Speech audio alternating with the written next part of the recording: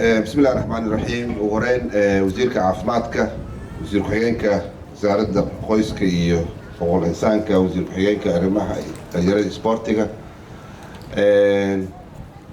haweenka bulshada rayidka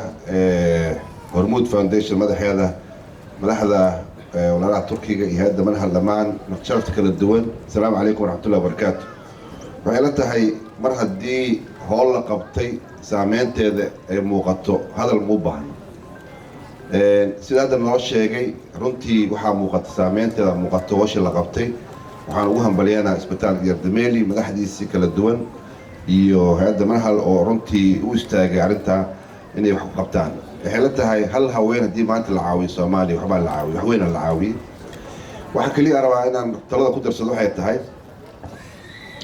daryeelka haweenka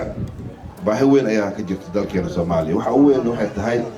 waxaan la socdaa waddankan dagaal dheer ayuu soo galay dagaalkii dheeraa aan muddada ku soo jirnayna dadku wuxuu ku reebay tiiraanyo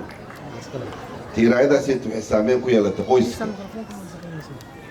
mararka qaarkood in daryeel loo fidiyo haweenka muhiimadda ay leedahay waxaa ka sii muhiimsan in wax la baro la wacyigeliyo ma haweenka oo kaliya aabbaha naftiisa la wacyigeliyo suuqeed uu qaadan lahaa inuu daryeelkaas ay u baahan tahay xaaskiisa inuu ilaaliyo inuu ka ilaaliyo waxa loo xiisaameyn ku yeelan kara caafimaadkeeda marka waxaan dhihi lahaa hay'adda manhal iyo isbitaalkaba haddaad ku dari kartaan waxbarasho ku aadan iyo wacyigelin dhinacaas qoyska oo aan aaminsanahay inuu saameyn badan ku yeeshay dhibaatooyinka dagaalka dalka ka dhacay ee saameyn badan ku yeesheen intaana wax lagu daro iyadoo mataqaanaa lasii kordhinayo daryeelka la siinayo haweenka runtii aad iyo aad ay muhiim u tahay waxaan aaminsanahay bulshada ahaan inaan gacan ka geysano dhinacaas wacyigelinta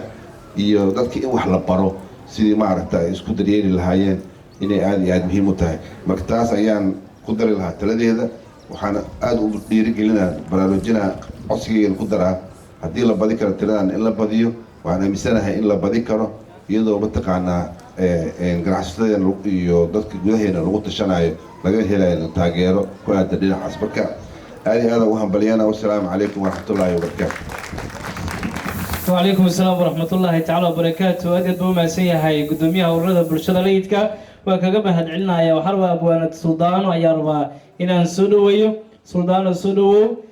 ورجينا يا دقنا وقتي لأساس وكرنا وقصوكو ماداما